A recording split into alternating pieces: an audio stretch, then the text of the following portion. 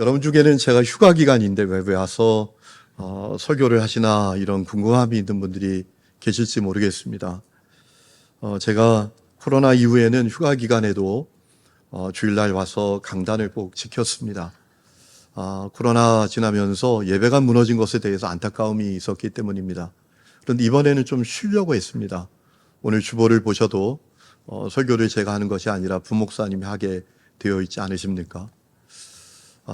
지난 특세가 참 더위 때문인지 일찍 찾아온 더위 때문인지 아니면 죄송합니다 이런 표현을 써서 나이가 들어서인지 조금 쉽지는 않았습니다. 그래서 이번 휴가 때는 좀 쉬어야 되겠다라는 마음을 가졌는데 휴가 기간에 있었던 한 가지 일 때문에 오늘 와서 설교를 해야 되겠다라는 마음을 갖게 되었습니다. 여러분 가운데 아시는 분들도 계시겠지만 저희 첫째가 항공사 승무원으로 일하고 있습니다. 항공사 승무원은 특별한 혜택을 누립니다. 비행기표를 말도 안 되는 가격에 구입할 수 있는 것입니다. 그래서 이번에 딸이 준비한 티켓을 가지고 외국으로 휴가를 갔었지요. 돌아오는 길이었습니다. 공항에 도착해서 이제 수속을 마치고 이제 시간이 좀 많이 남아서 쉬고 있는데 특별한 사실을 하나 발견하게 되었습니다. 공항의 가장 중요한 에어리어에 노른자 위에 같은 그런 지역에 무슬림 기도실이 크게 자리 잡고 있는 것입니다. 그리고 거기 수많은 무슬림 신자들이 거기서 예배하고 기도하고 있는 것이었습니다. 큰 충격이었습니다. 그런데 그것뿐만이 아닙니다. 또 그 곁에는 승려들을 위한 명상의 방도 준비되어 있는 것입니다. 그런 궁금함이 생겼습니다. 기독교인들을 위한 방도 있을까?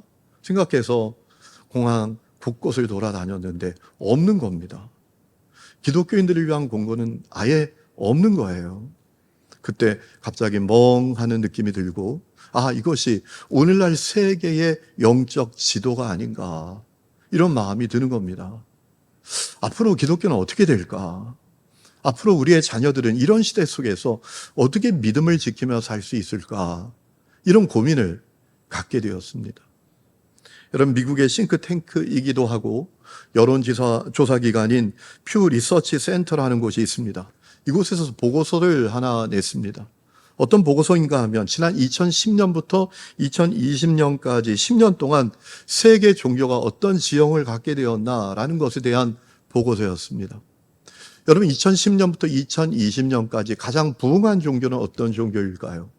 안타깝게도 기독교가 아니라 이슬람이었습니다. 이슬람 신자는 지난 10년 동안 약 3억 5천만 명이 증가했다고 합니다. 드디어 이슬람 신자가 세계적으로 20억이 넘는 숫자가 되었다라는 것입니다. 같은 기간에 기독교는 1억 2천만 명이 증가했습니다. 이슬람이 기독교에 비해서 3배 이상 증가하게 됐다라는 겁니다. 더 충격적인 것은 지나간 10년 동안 세계 인구가 10억 명이 증가했는데 그 가운데 3분의 1이 이슬람 신자였다라는 겁니다. 여러분, 이슬람이 그렇게 부흥하는 중요한 이유가 있습니다. 아이들을 많이 낳습니다. 출산율이 상당히 높습니다. 아직은 기독교가 이슬람보다 숫자가 많지만 이것이 역전되는 것은 시간 문제다라고 해요. 그런데 더 충격적인 내용이 있습니다. 이슬람 다음으로 급격하게 성장한 종교가 있습니다. 지난 10년 동안 약 2억 7천만 명이 증가했습니다. 어떤 종교일까요? 무종교라는 종교입니다. 무종교인들이 2억 7천만 명이나 증가했습니다. 더 충격적인 사실이 있습니다. 무종교인들이 그렇게 증가한 원인은 종교를 갖고 있다가 종교를 버렸기 때문인데 그 가운데 대다수의 사람들이 기독교인들이었다라는 겁니다. 너무나 충격적이지 않습니까? 실제로 저 영국의 유럽의 교회가 텅텅 비어가고 있고요. 그것이 무슬림 모스크가 되어가고 있고요. 댄스홀, 술 파는 바가 되어버렸다라고 해요. 그런 일이 전 세계적으로 벌어지고 있습니다. 그런 마음이 들었습니다. 앞으로 10년 뒤에 기독교는 어떻게 될까? 앞으로 기독교는 어떻게 될까? 우리 다음 세대는 이런 세계 속에서 어떻게 믿음을 지킬 수 있을까? 이것은 너무나 중요하고 시급한 문제였습니다. 그래서 제가 그 부분에 대한 고민을 갖고 돌아가서 설교를 해야 되겠다라는 마음을 가지고 와서 어떻게 이 문제를 해결할 수 있을까 주님께 구할 때 주님께서 저에게 주신 분명한 답이 있습니다. 네가 진짜가 되면 된다. 너의 교인이 진짜가 되면 된다. 그러고 진짜를 세우면 된다. 그 말씀을 주셨어요. 여러분, 오늘 말씀을 묵상할 때도 이 말씀이 그것을 우리에게 알려주고 있는 것을 봅니다. 오늘 말씀을 쭉 읽어보면 바울은 이런 이야기를 합니다. 진짜처럼 보이는데 진짜가 아닌 사람이 너무 많다라는 얘기입니다. 누구입니까? 신앙생활을 하는 것 같은데 사실은 신앙의 힘을 믿지 않는 사람들이에요. 여러분 5절에 이렇게 말하지 않습니까? 경건의 모양은 있으나 경건의 능력은 부인하니 이 같은 자들에게서 네가 돌아서라. 이 말씀을 공동 번역은 이렇게 번역했습니다. 겉으로는 종교 생활을 하는 듯이 보이겠지만 종교의 힘을 부인할 것입니다. 이런 자들을 멀리 하십시오 라고 했습니다.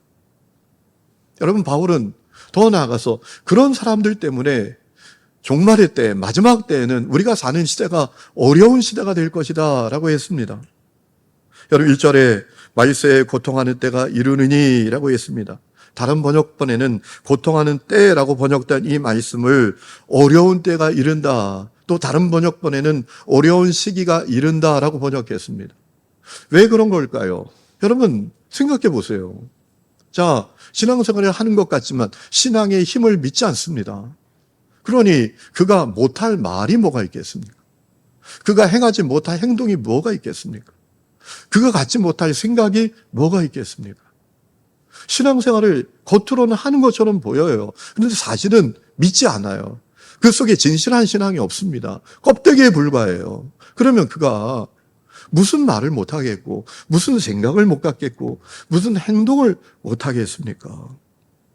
평상시엔 아주 세련된 종교인처럼 보이지만 자기 이익이 걸린 문제가 다가오고 자기 자존심이 걸린 문제가 다가오면 밑바닥이 다 드러나는 거예요. 교회 다니는 것 빼고는 저 세상에 있는 불신자하고 전혀 다를 것이 없는 사람으로 돌변한다라는 얘기죠. 그래서 고통을 받는 시대가 온다. 여러분 천재 그런 사람들 뿐이면 우리가 사는 이 세상이 또 교회 안에서도 신앙생활하는 것이 얼마나 고통스럽겠습니까? 제가 부산에 사역할 때 예배당을 건축했는데 예배당 건축하는데 큰 어려움이 있었습니다. 교회 옆에 아파트가 있었는데 결사반대를 외치는 겁니다. 막 현수막 걸고 현수막 들고 그 공사 현장에 찾아와서 시위하고 반대하는 거예요. 방해하는 겁니다. 나중에 알고 보니까 그들이 그렇게 하는 이유가 있더라고요. 원하는 게 있었어요. 돈을 원하는 겁니다. 아니 건축 허가가 났는데 어떻게 못 짓게 합니까? 그렇게 하면 뭐 나오는 게 있다. 이걸 알기 때문에 그렇게 하더라고요. 그런데 제가 충격을 받았던 이유는 뭐냐 하면 그 중심에 부산의 어느 교회 장로가 있었어요. 정말 저는 제 귀를 의심했을 정도라. 여러분 겉으로는 신앙생활 하는 것처럼 보여도 신앙의 힘은 부인하는 사람이 많으면 고통스러워지는 것입니다. 여러분 아무리 세상이 복잡하고 타락해도 망해가도 신앙의 힘을 믿는 사람들, 살아계신 하나님의 힘을 믿고 섬김의 힘을 믿고 사랑의 힘을 믿고 믿음의 힘을 믿고 소망의 힘을 믿는 사람들이 있다면 그들 때문에 세상은 살만한 세상이 되는 것입니다. 그런데 그런 사람들이 점점 더 사라지고 겉으로는 신앙생활을 하는 것 같은데 신앙의 힘을 믿지 않는 사람들만 도처에 많아지면 고통받는 것 아니겠습니까? 오늘 말씀을 보면 바울은 그들이 어떤 사람들인지 구체적으로 이야기합니다. 2절에 이렇게 말하죠. 사람들이 자기를 사랑하며, 다른 번역본에는 이기적이며 라고 했어요. 예수를 믿어도 자기만 안다라는 겁니다. 자기 편한 것만 안다라는 거예요. 우리 예수님 자기 부인하고 자기 십자가 지고 나를 따르라 라고 하셨는데, 죽고자 하면 산다라고 하셨는데, 오리를 가자 하면 십리를 가라 라고 하셨는데, 예수를 믿어도 자기만 아는 사람들이 있고 돈을 사랑하고 자랑하고 교만하고 비방하고, 다른 번역본은 하나님을 모독하고 이렇게 번역했습니다. 부모를 거역하고 감사하지 않고 거룩하지 않고 무정하며 원통함을 풀지 않고 모함하고 절제하지 못하고 싸나우며 선한 것을 좋아하지 아니하고 배신하며 조급하며 자만하며 쾌락 사랑하기를 하나님 사랑보다 더하는 사람들이다 라고 했어요. 한마디로 말하면 하나님을 향한 거룩한 두려움이 없는 사람들이다. 하나님을 향하여 조심스러워하는 마음도 없는 사람들이다. 여러분, 하나님 믿으면 정말 그렇게 못하는 거잖아요. 그런데 문제는 그런 사람들이 저 세상에 있는 게 아니라 교회 안에 있다라는 겁니다. 지금 바울이 이 디모데후서에서 이야기하는 사람들은 교회 바깥에 있는 사람들이 얘기하는 게 아닙니다. 교회 안에 있는 사람들. 종교 생활을 하는 것 같은데 신앙의 힘을 믿지 않는 사람들. 그래서 이렇게 사는 사람들이 있다라는 얘기예요. 제가 이번에 휴가 다녀오다가 큰 공부를 하나 했습니다. 돌아오는 길에 이제 공항에 일찍 도착을 했습니다. 스태프들이 발권하는 그 카운터에 가서 발권을 해야 합니다. ID 티켓은 일반 승객들이 발권하는 티켓이 아니라 승무원들이나 직원들이 발권하는 부스에 가서 발권을 해야 하는데, 이제 가서 여권을 내고 발권을 했습니다. 그리고 짐을 붙이는데 갑자기 그 직원이 저를 보고 이런 인상을 쓰는 거예요. 곤란하다는. 왜 그런가 봤더니 제 반바지 때문에 그래요. 제가 반바지를 입었었거든요. 반바지는 곤란하대요. 긴 바지로 갈아입으셔야 된대요. 그리고 옆에 있는 제 아내 샌들을 신은 걸 보더니 그것도 곤란하다고. 운동화나 구두로 바꿔 신으셔야 된다고. 아니 무슨 얘기냐. 아니 다 저렇게 반바지 입고, 아니 샌들이 아니고 슬리퍼 신고도 비행기 타는데 왜 그러냐. 알고 봤더니 손님들은 그래도 직원 가족은 그러면 안 된다라는, 모든 항공사의 공통점이랍니다. 당신의 가족이 일하는 직장을 존중한다면, 당신 가족과 함께 일하는 그 직원들을 존중한다면, 그리고 당신 가족이 일하는 그 비행기를 존중한다면 그 비행기에 탑승할 때 최소한의 예의를 갖추어 달라라는 거예요. 제가 옆에 있는 딸에게 너 얘기 안 했어 왜? 그랬더니 잊어버렸었다고 그러더라고요. 그래서 얼른 화장실 가서 제가 긴 바지로 갈아입고, 제 아내는 샌들밖에 신고 가지 않았어요. 신발이 없는 겁니다. 그래서 미안하다고, 양해해달라고, 온니 샌들이라고 그랬더니 괜찮다고 들어가라고 하더라고요. 제가 큰 공부를 했어요. 여러분, 오늘 예배 자리에 나온 성도 여러분 하나님을 두려워하는 마음이 있으십니까? 예배 자리에서 하나님을 조심스러워하는 마음이 있으십니까? 예배 자리에서 여러분, 이 예배를 위해서 섬기는 분들, 주님이 임재하시는 예배를 위해서 섬기는 사람들을 여러분 존중하는 마음이 여러분이 있으십니까? 바울은 말이에요. 하나님을 향한 거룩한 두려움, 조심스러움이 없는 사람들이 교회 안에 많은 것을 이야기하고 있어.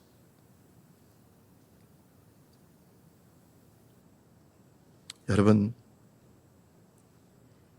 그들이 있는 삶이 고통스러워질 것이라고 이야기하고 있어요. 오늘 6절에 보면 심지어 그들 중에는 남의 집에 가만히 들어가서 죄의 정욕에 빠진 어리석은 여자들을 유인하는 사람도 있다라고 했습니다. 영주주의에 빠진 사람들이 이야기하는 거죠. 당시에 영주주의자들은 뭘 믿었는가 하면 영은 선하고 육은 악하다고 믿었습니다. 그래서 육이 하는 모든 일은 문제가 안 돼요. 도둑질을 해도 간음죄를 지어도 그건 문제가 안 돼요. 악한 육이 저지른 건데 뭐. 그래서 죄 짓고 싶은 사람들이 미혹하는 겁니다. 죄 짓자.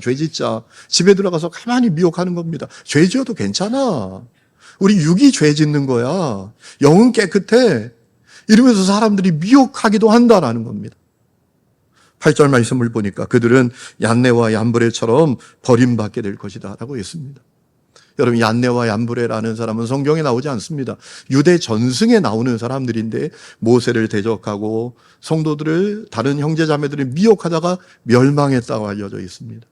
그들처럼 신앙생활의 모습은 갖추었지만 그 속에 믿음이 없는 사람들, 신앙의 힘을 믿지 않는 사람들은 버림받고 파선하게 될 것이다 라고 경고합니다.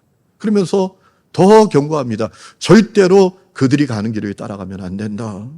어떤 박해가 와도 그 길 따라가면 안 된다. 12절, 무릇 그리스도 예수 안에서 경건하게 살고자 하는 자는 박해를 받으리라 라고 했습니다. 이 말씀은 참 그리스도인들은 박해를 받는다라는 정보를 알려주는 내용이 아닙니다. 어떤 박해와 어떤 고난이 다가와도 이름뿐인 교인으로 살면 안 된다. 그 길을 따라가면 안 된다 라고 이야기하는 겁니다. 13절에도 악한 사람들과 속이는 자들은 더욱 악하여져서 속이기도 하고 속기도 한다.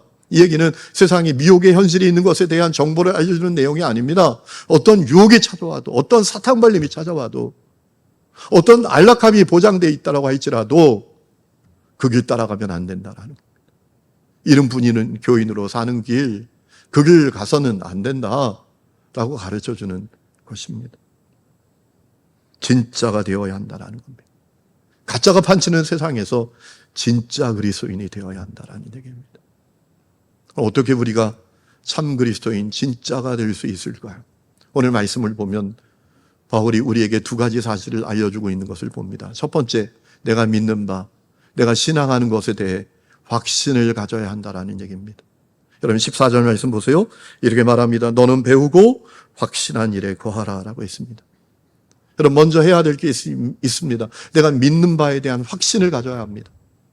내가 신앙하는 것에 대한 확신을 가져야 합니다. 이 14절에 나온 확신이라는 단어는 히라보로 피스티오라는 단어인데 조금의 의심도 없이 믿다라는 겁니다. 내가 믿는 바, 내가 신앙하는 것에 대한 확신, 조금의 의심도 없는 믿음을 가져야 한다는 얘기입니다. 하나님은 살아계신다. 그분 지금도 일하신다. 그분은 창조주이시다. 그분은 능치 못할 일이 없는 전능한 분이시다. 그분은 선하고 아름다운 분이시고 무궁한 사랑의 하나님이시다.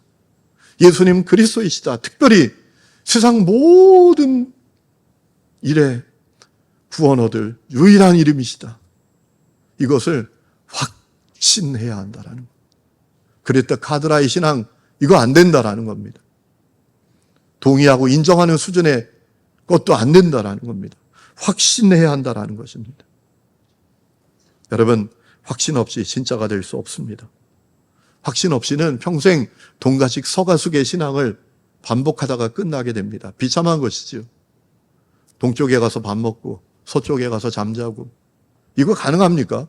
여러분 배우자가 그런다면 가만히 내버려 두겠습니까? 확신이 없으면 그렇게 하는 거예요. 죄는 세상 짓고 교회 와서 평안 달라고 하고 세상에서 주님의 원수처럼 살고 교회 와서는 날 위로해 달라고 내게 복 좀 달라고. 여러분 같으면 그거 이해하겠습니까? 인정하겠습니까? 왜 그렇게 합니까? 확신이 없는 거예요. 하나님 살아계신다. 그분은 창조주시다. 그분은 지금도 일하고 계신다. 그분은 우리가 구원 얻을 유일한 이름이시다. 이 확신이 없으니까 이름뿐인 교인으로 살아가는 것 아니겠습니까? 사랑하는 성도 여러분, 오늘 여러분에게 확신이 있습니까? 하나님 살아계신다. 이 확신이 있습니까? 주님 지금도 일하신다. 이 확신이 있습니까? 주님 지금도 온 세상을 통치하신다.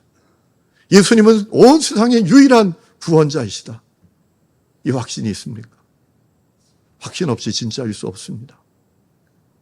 여러분 하박국 3장 말씀을 보면 하박국의 확신을 볼 수 있지 않습니까? 유다가 바벨론의 침략을 받아서 나라가 쑥대밭이 되고 망한다라고 할지라도 그는 하나님께 희망을 두고 하나님을 노래한다고 하지 않습니까? 하나님에 대한 확신 때문에 결국 하나님이 연단하시고 훈련하시고 회복시키시고 번영하게 하실 것을 확신하기 때문에 그렇게 했던 것 아니겠습니까? 하박국 3장 17절에 이렇게 말합니다. 비록 무화과 나무가 무성하지 못하며 포도나무에 열매가 없으며 감람나무에 소철이 없으며 밭에 먹을 것이 없으며 우리 양이 없으며 외양간에 소가 없을지라도 나는 여호와로 말미암아 즐거워하며 나의 구원의 하나님으로 말미암아 기뻐하리로다. 주 여호와는 나의 힘이시라. 나의 발을 사슴과 같게 하사 나를 나의 높은 곳으로 다니게 하시리로다. 아멘. 하박국엔 확신이 있었습니다. 오늘 이 은혜가 여러분 가운데 있기를 축원합니다. 확신 없이 진짜일 수 없습니다. 진짜는 확신을 갖고 있습니다. 두 번째는 확신하는 것에 머물러야 합니다. 여러분 14절 다시 보십시오. 이렇게 말합니다. 너는 배우고 확신한 일에 거하라 라고 했습니다. 여기서 거하라라는 단어를 주목해야 되는데 원문을 보면 메노라는 단어인데 머무르다 이런 뜻입니다. 머무르다. 자, 내가 신앙하는 바에 확신한다면 거기에 머무르라라는 겁니다. 주님 살아계신다라고 확신하면 그 안에 머무르라라는 얘기입니다. 날마다 포함되어 주님 앞에서 살아라라는 얘기입니다. 학교에 있든지 교회에 있든지 직장에 있든지 가정에 있든지 자녀 앞에서든지 배우자 앞에서든지 누구 앞에서든지 하나님 앞에서 살아라. 하나님 살아계신다면 하나님 앞에서 머무르라 라는 얘기입니다. 여러분 지성소 붙드셔야 될 이유가 그거예요. 하나님 살아계신 거 믿는다면 그분과 독대하자. 말씀과 기도로 그분과 독대하자. 그게 머무르는 거죠. 확신하지 않으면 머무르지 못하죠. 그러나 확신하면 머무르게 되는 거죠. 주님이 지금도 일하고 계신다라는 사실을 믿으면 일하시는 주님 안에 머물러야죠. 여러분 일하시는 주님 안에 머무른다라는 게 뭡니까? 주님의 시선을 내 시선으로 갖고 주님의 마음을 나의 마음으로 갖고 주님의 일을 나의 일로 가지게 되는 것을 의미하지 않겠습니까? 나의 가치, 나의 소유, 필요한 자와 공유하고 나의 시간, 나의 공간, 필요한 사람들과 공유하는 그것이 지금도 일하시는 주님 안에 머무르는 것이 아니겠습니까? 어제도 5층 식당에 올라갔더니 무서운 여자들이 있더라고요. 아니 생닭을 손에 들고 막 배를 가르고 그 안에도 뭘 막 넣는 거예요. 어우 정말 무섭더라고요. 아니 생닭 여러분 한번 상상해 보세요. 생닭 튀김닭 말고 생닭 털 뽑은 그 닭을 한 손에 움켜쥐고요. 배를 갈라가지고 거기다 막 대추 넣고 밥 넣고 쌀 넣고 막 그러더라고요. 왜 그렇게 하는 거예요? 하나님이 나에게 주신 시간을 주님이 지금도 일하신다는 사실을 확신하기 때문에 공유하는 것 아니겠습니까? 여러분 지금도 일하신 주님 앞 안에 머무른다라는 것은 뜬구름 잡는 게 아닙니다. 신앙생활은 말과 혀에 지나는 게 아닙니다. 교리 지식 덩어리가 아닙니다. 대가를 치르는 것입니다. 그게 신앙생활입니다. 확신은 나면 머무르라 라는 얘기겠죠. 로마서 8장 말씀을 보면 바울이 자기가 겪은 말할 수 없는 고난과 박해를 언급합니다. 환난당하고 공고당하고 박해당하고 때로는 도살장에 끌려가는 양처럼 취급을 받고 말할 수 없는 고난이 있었다라고 이야기하지 않습니까? 하지만 그럼에도 불구하고 주님을 향한 확신 때문에 주님 안에 머물렀다라고 고백을 해요. 로마서 8장 35절에 이렇게 말합니다. 누가 우리를 그리스도의 사랑에서 끊을 수 있겠습니까? 환난입니까? 공고입니까? 박해입니까? 굶주림입니까? 헐벗음입니까? 위협입니까? 또는 칼입니까? 성경이 이렇게 한 바 우리는 종일 주님을 위하여 죽임을 당합니다. 우리는 도살당한 양과 같이 여김을 받았습니다. 한 것과 같습니다. 그러나 우리는 이 모든 일에서 우리를 사랑하여 주신 그분을 힘입어서 이기고도 남습니다. 나는 확신합니다. 죽음도 삶도 천사들도 권세자들도 현재일도 장래일도 능력도 높음도 깊음도 그 밖에 어떤 피조물도 우리를 우리 주 예수 그리스도 안에 있는 하나님의 사랑에서 끊을 수 없습니다. 무슨 얘기하는 겁니까? 하나님에 대한 확신이 있기 때문에 확신을 가진 그 주님 안에 머물러 있다라는 얘기입니다. 때로는 박해, 때로는 기근, 때로는 고난이 와도 머물러 있다는 얘기잖아요. 대가를 치르고 있다는 얘기 아니겠습니까? 여러분 우리가 믿는 바에 대해서 확신을 가지고 확신을 가진 그 믿음 안에 머물러야 되는 중요한 이유가 있습니다. 진짜가 되어야 되기 때문이고 진짜만이 진짜를 세울 수 있기 때문입니다. 진짜만이 진짜를 낳을 수 있기 때문입니다. 여러분 14절에 보면 바울이 디모데에게 이렇게 말합니다. 너는 배우고 확신한 일에 거하라 라고 한 다음에 너는 너 자신이 누구에게서 배운 것을 안다라고 했습니다. 디모데에게 그 누구는 누굽니까? 이 디모데가 정말 진짜가 되도록 한 그 누구는 누굽니까? 먼저는 사도 바울이고, 그리고 그 다음에는 그의 외할머니 로이스와 그의 어머니 유니게였지 않습니까? 디모데후서 1장 5절에 바울이 디모데에게 이렇게 말하죠. 너에게 있는 그 거짓 없는 믿음은, 네가 거짓 없는 믿음을 갖고 있는데 그 믿음이 어디서 왔냐?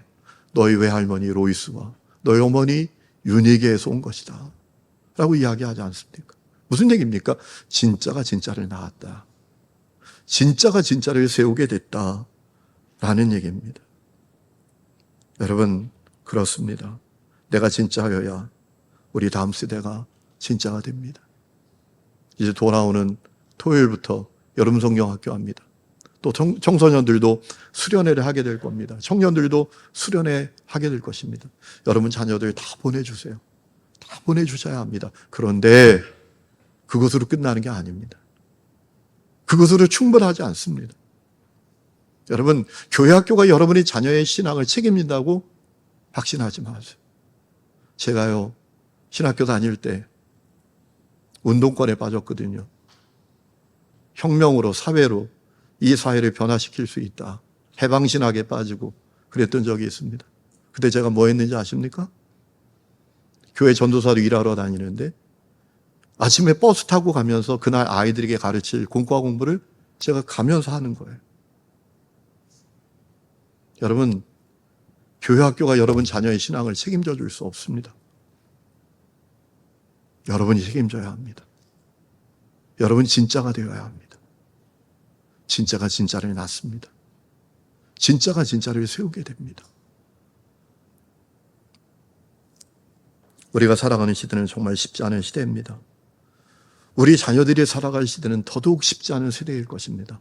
지금까지 우리가 살아왔던 시대와는 상상할 수 없는 시대가 우리 자녀들에게 펼쳐질 것입니다. 세상에 거짓 종교가 부흥되고요. 무신론의 쓰나미가 덮쳐오고 있습니다. 하지만 아무리 상황이 힘들고 절망적이라고 할지라도 끝내 승리하는 방법이 있습니다. 우리 자녀들이 끝까지 순결한 믿음을 지키는 방법이 있습니다.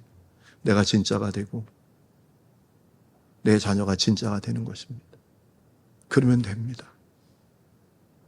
제가 이번에 돌아온 길에 저희 첫째와 헤어지게 되었습니다. 낯선 공항에서 헤어지는데 마음이 참 쉽지 않더라고요. 그 아이가 홍콩으로 타고 가는 비행기가 먼저 떠났습니다. 그 게이트로 저희가 가가지고 작별 인사를 했어요. 잘 가, 잘 지내라, 씩씩하게 지내. 이렇게 돌아서는데 정말 마음이 쉽지 않더라고요. 여러분, 여러분의 자녀들과 반드시 이별해야 될 때가 옵니다. 여러분의 자녀들 평생 끼고 살 수 없습니다. 주님이 여러분 부르시면 헤어져야 되는 것 아니겠습니까? 여러분 자녀들에게 줄 수 있는 최고의 선물이 무엇이겠습니까?